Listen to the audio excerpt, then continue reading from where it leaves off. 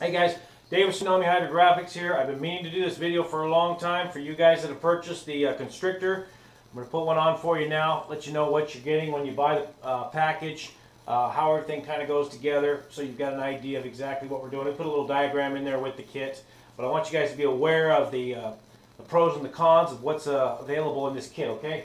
First of all, you're going to get 2 foot pedals, okay? And one's going to be individually marked, meaning the intake. Okay, the intake is going to have a sticker on it, and this is very important, okay? It says 60 psi maximum, 60, 63, depending on when your tube or your constrictor completely expands without the crinkles in it, okay? If you go too much, you'll actually destroy the product, okay? It will make instantaneous little air holes in it, and you'll blow it up. It won't even blow up, it'll just start leaking air out profusely, and it's gone, okay? So remember, you have to reset whatever airline I've got coming in. I've got this one here set for about 55 psi. And like I said, I can adjust it to 60 and be fine. But make sure this is your intake side, okay? Run your air into this one here. Then in the kit, you're going to get a T-valve, okay? It's going to have 2 8-inch leads on it. Those are going to connect your 2 foot pedals up, your intake and your exhaust. So you're going to have an intake, or an 8-inch going into this one, and an 8-inch going to this one. Then your T will be in the middle going up to your hose, okay? Simple as that. Your air intake comes in this. Now this will not be in your kit, the actual fitting, because every shop's different. They all use different fittings. So you supply your own fitting here, and I'll have the coupler here. Okay? So all you got to do is screw your whatever fitting your shop uses for that. Okay, so you get, I need an 8-inch hose here. You know what? I'm just going to ad-lib here. This is there's the 8-inch hose on that side. Your kit will come with another 8-inch hose on this side. This is a 48, but it'll be the same scenario, okay? So we're going to get our air hose here. Let's see if we can drag this out. And this one here is really tough to get on, so give me a second here and I'll have this on. That one went on there. Okay, so we connect one line up in here. These are just push-ins, okay? You shove it in like that. The other side of the T goes into your exhaust. Okay, drop those on the ground. And you'll come up with a 48-inch hose to your actual constrictor, okay? Now this particular one here is a 24. I believe that's what comes in the kit itself. The 36 is an optional. This is what you get. Now, all you do is shove it in, it's ready to go. Now, a lot of times when you get them, you've got to kind of stretch them out. I'll show you here.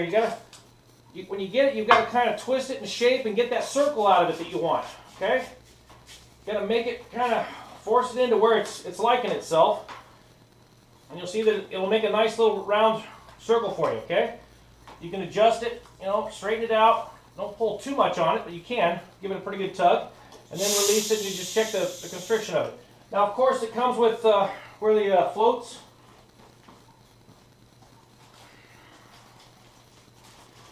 Each constrictor will have 10 of these orange floats. And those are what you wrap around it. It'll give it a little buoyancy, a little stability, and also, I don't put it in the kit, but on this particular one, this is my original. I've had this one here for over a year and a half. As you can see, I've got speedometer cable hanging off of these. I just wrapped them around. I think I hot glued them together too, okay?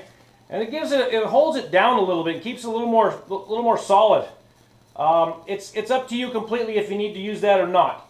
It's not mandatory, but it just seems to work a little bit better for me.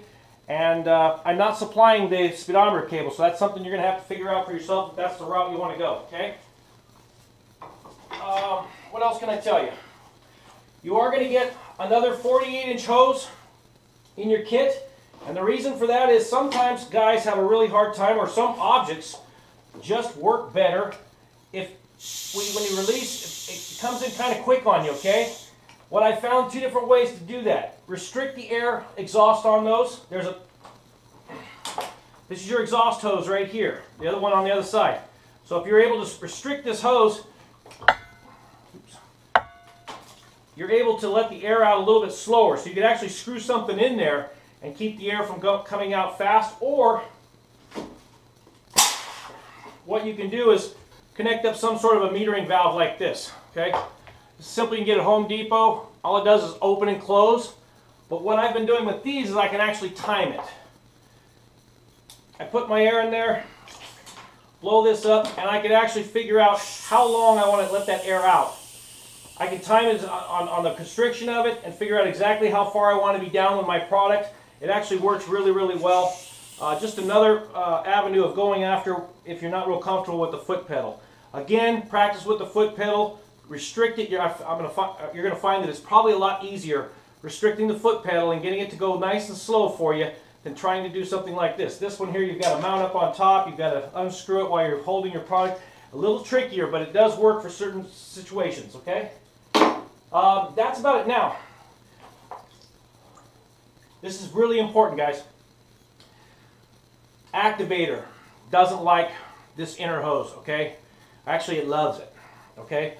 So what I've been doing is actually spraying the outside of these the outside canvas area here with silicone, okay? And that's your waterproofing stuff, your Scotch Guard, whatever, to try to protect the inside layer of it. I've been having some complaints with some guys, and I don't know if they're not rinsing them off after they're done or what, but they're actually, it's eating into the hose itself. So again, that hose up there has been there for almost a year and a half. No problems whatsoever. The pressure's been right.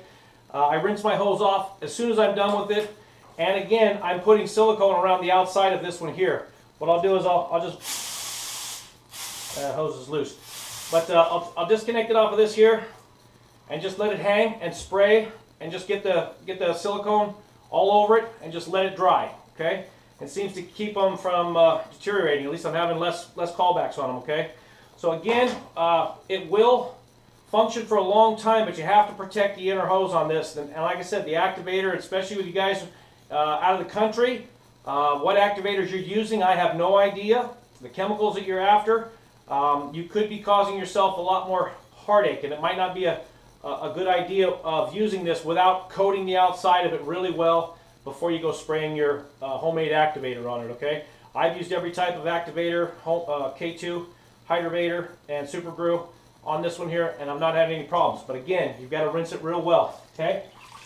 That's about all there is, guys. I test these out before they all leave.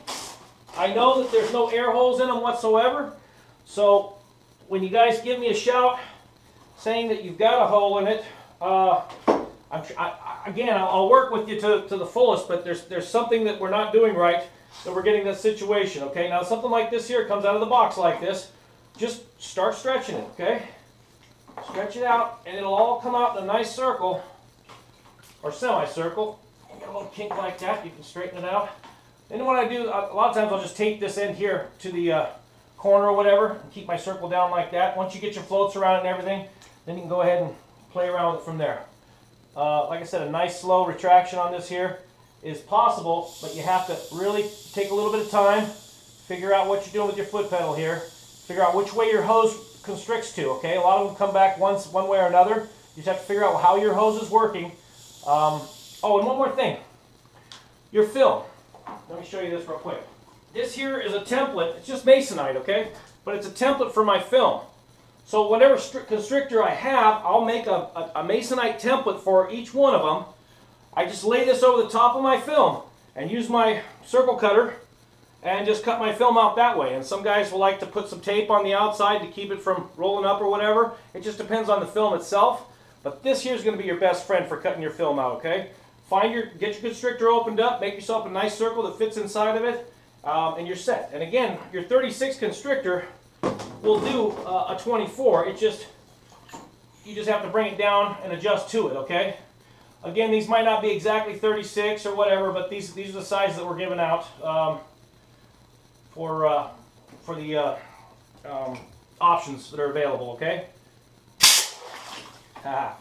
Anyway, Dave with Tsunami Hydrographics, guys. I hope you enjoyed it. If there's any questions I can help you out with as far as the procedure on this stuff and how you're working with your products, give me a shout or write something down below. Like the page if you like it. Subscribe. We'll stay in touch that way. I've been all over the world lately. Just got a lot of things going on, so I'll try to stay in touch as much as possible. The stuff is pretty simple and basic. If there's anything I can do as far as replacement parts or things like that, I'll be glad to help you out. You don't have to buy the whole kit again. We can send extra hoses and things like that or whatever's necessary. So it's pretty simple. You buy the original one, see if you like it, and then you can we can adjust sizes or whatever of your hoses and make special custom orders if necessary. David Tsunami Hydrographics, we're out.